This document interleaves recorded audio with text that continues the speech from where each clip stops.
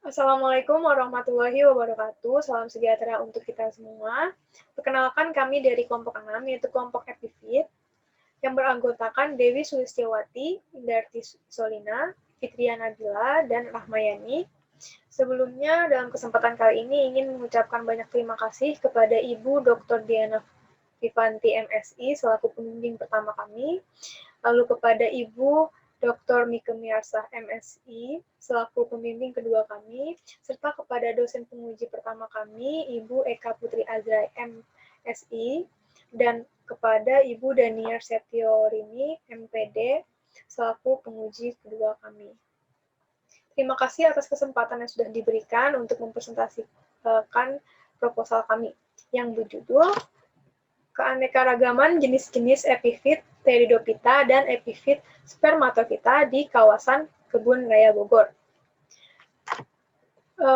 Dalam presentasi kali ini, kami akan membahas 3 poin utama, yaitu ada pendahuluan, lalu kajian pustaka, dan metodologi penelitiannya. Yang pertama, ada pendahuluan. Hal yang melatar belakangi penelitian kami, yaitu seperti yang kita tahu, Indonesia merupakan negara yang letaknya berada di garis khatulistiwa. Hal inilah yang menyebabkan tingginya keanekaragaman hayati di Indonesia. Ya, contohnya jenis-jenis pohon, herba, semak, epifit, maupun liana.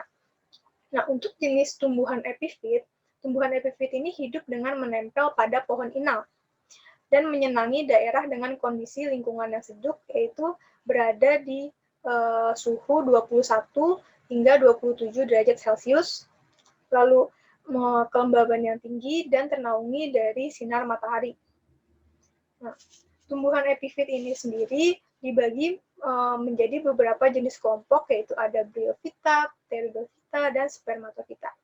Untuk jenis epifit Pteridophyta, dia itu merupakan suatu divisi yang memiliki kormus, yang artinya dapat dibedakan dalam 3 bagian pokok, yaitu ada akar, batang, dan daunnya. Sedangkan pada epifit jenis Spermatophyta, yaitu memiliki ciri daunnya lebar dan relatif tipis, lalu memiliki akar yang menempel di substratnya atau inangnya, dan akar yang menjuntai di udara.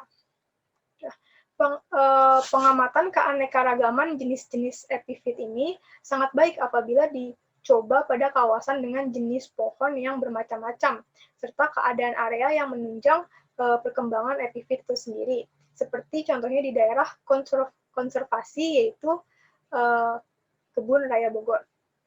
Kebun Raya Bogor ini tercatat memiliki suhu rata-rata yaitu 26 derajat Celcius per bulannya, lalu kelembaban udara lebih dari 70%, dan curah hujan berkisar antara 230 hingga 330 mm per bulan. Karena adanya curah hujan menyebabkan kelembaban udaranya juga tinggi dan suhunya relatif rendah. Hal inilah yang menyebabkan Kebun Raya Bogor ini cocok dengan habitat asli dari tumbuhan.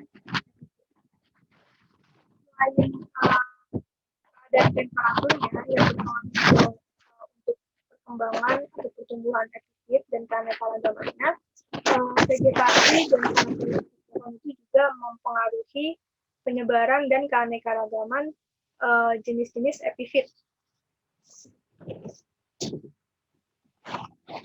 Berdasarkan latar belakang tersebut, maka perlu dilakukan studi tentang keanekaragaman jenis-jenis epifit Pteridophyta dan epifit Spermatophyta ini. Pada itu tujuan kami yaitu mengidentifikasi keanekaragaman jenis-jenis tumbuhan epifit Pteridophyta dan epifit Spermatophyta yang ada di kawasan Kebun Raya Bogor. Tumbuhan epifit merupakan jenis tumbuhan menempel atau menempang pada tumbuhan lain yang disebut dengan inang. Walaupun hidupnya menempang tumbuhan inang, epifit tidak menghisap makanan dari inangnya, berbeda dengan tumbuhan parasit atau hemiparasit yang mengambil makanan dari inangnya. Hosokawa dan Rinen menjelaskan bahwa tumbuhan epifit hanya mengambil air dan makanan dari tumpukan serasa atau humus yang menempel pada tanaman inang dan juga mengisap air dan mineral yang berasal dari udara. Selanjutnya, tumbuhan epifit terdiri dari beberapa jenis kelompok, yaitu alga, bryophyta, lumut, anggrek, paku, dan spermatophyta yang menempel mulai dari pangkal batang tumbuhan, inang, hingga ke ujung ranting. Menurut beberapa peneliti, diantaranya yaitu Benzing, Grab, Partomiharjo, dan Kartawinata, serta Steins, mengatakan bahwa distribusi, komposisi, dan juga kelimpahan tumbuhan epifit pada inang berpautan erat dengan kondisi kulit batang, kemiringan batang, sistem percabangan dan ranting, bentuk tajuk, ketersediaan air, suhu, kelembapan, maupun intensitas cahaya. Dari pengamatan yang dilakukan oleh Richard Sugen dan Robbins, dan juga Partomiharjo yang dikutip oleh Sujalu, dari pengamatan beberapa pohon dari berbagai jenis hutan-hutan tropis menunjukkan bahwa hampir seluruh jenis tumbuhan epifit tingkat tinggi yang meliputi anggrek, tumbuhan paku, dan tumbuhan berbiji, habitat dari sebagian besar epifit tersebut terletak di celah-celah retakan kulit pohon, lekukan-lekukan pada pohon, dan tempat percabangan yang besar. Pohon dengan umur yang lebih tua biasanya memiliki kulit kayu dengan tekstur yang lebih kasar, banyak celah dan percabangan yang lebih besar. Namun, hal tersebut tidak selalu bermakna bahwa pohon dengan umur yang lebih tua, walaupun jenisnya sama, akan ditumbuhi dengan tanaman epifit dengan jumlah yang lebih banyak dan melimpah. Selanjutnya bab 3 yaitu metodologi penelitian. Yang pertama adalah tempat dan waktu. Tempatnya kami melakukan penelitian atau pengamatan di daerah kawasan Kebun Raya Bogor pada tanggal 14 November 2020. Selanjutnya, metode penelitian. Pengamatan dilakukan dengan menggunakan teknik analisis vegetasi petak tunggal pada plot sampel daerah sekitar koleksi paku-pakuan atau fern collection di kawasan Kebun Raya Bogor. Adapun alat dan bahan yang akan digunakan dalam penelitian ini, yaitu yang pertama ada binokuler yang akan digunakan untuk melihat tumbuhan epifit yang letaknya tinggi dan juga jauh. Kemudian yang kedua ada GPS, yang ketiga ada kamera untuk mendokumentasikan tumbuhan epifit yang ditemukan. Kemudian yang keempat ada telesheet atau lembar pengamatan yang digunakan untuk mencatat dan juga mengklasifikasikan data yang telah diamati. Kemudian ada laptop yang digunakan untuk pengolahan data dengan menggunakan Microsoft Excel. Kemudian selanjutnya ada kunci determinasi tumbuhan epifit yang digunakan untuk membantu dalam mengidentifikasi jenis epifit yang ditemukan. Kemudian selanjutnya yang terakhir ada meteran yang digunakan untuk mengukur luas plot pengamatan.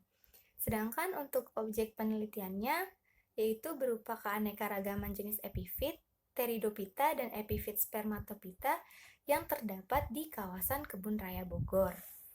Kemudian selanjutnya untuk prosedur penelitian, teknik pengambilan data epifit menggunakan teknik purposive sampling, yaitu cara pengambilan sampel atau pengambilan data yang dilakukan berdasarkan keberadaan epifit yang dianggap mewakili wilayah sampling. Untuk pengambilan data epifit dilakukan dalam plot pengamatan berukuran 10 x 10 meter sebanyak 30 plot dan setiap plot berjarak 30 meter antara satu plot dengan plot lainnya. Kemudian selanjutnya setelah ditentukannya plot pengamatan, maka akan dilakukan pengukuran yang meliputi kondisi klimatik berupa suhu udara, kelembapan udara, dan intensitas cahaya, serta titik koordinat dan elevasinya. Kemudian selanjutnya akan dilakukan pengambilan data epifit. Jadi, jika dalam plot pengamatan ditemukan adanya tumbuhan epifit, maka akan dilakukan identifikasi spesies, morfologi, dan kerapatan epifit yang terdapat di area plot tersebut. Kemudian setelah pengambilan data, maka data akan dimasukkan ke dalam lembar pengamatan atau telesheet untuk kemudian diolah menggunakan Microsoft Excel. Untuk setiap sampel epifit atau data epifit yang ditemukan dan telah diidentifikasi, maka akan didokumentasikan untuk bahan lampiran pada laporan. Selanjutnya, teknik analisis data ada 4 tahapan. Yang pertama yaitu menentukan dominansi dengan menggunakan rumus Krohn-Cover. Rumus Krohn-Cover ini yaitu CC sama dengan D1 ditambah D2 dibagi 4, kemudian hasilnya dikuadratkan. Selanjutnya kita menentukan frekuensi.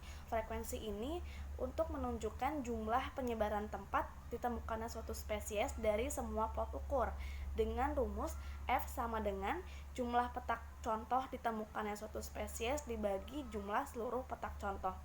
Kemudian yang ketiga, kita mencari indeks nilai penting. Indeks nilai penting ini untuk menentukan dominansi spesies dalam suatu komunitas dengan rumus INF sama dengan FR ditambah DR. Kemudian yang keempat yaitu tingkat penguasaan spesies dengan rumus interval kelas sama dengan INP tertinggi dikurang INP terendah dibagi 3. Pada tingkat penguasaan spesies ini diklasifikasikan menjadi 3, yaitu ada yang tinggi atau dominan, kemudian ada yang sedang, dan juga ada yang rendah atau tidak dominan. Sekian presentasi proposal dari kelompok Epifit. Kurang lebihnya mohon maaf. Wassalamualaikum warahmatullahi wabarakatuh.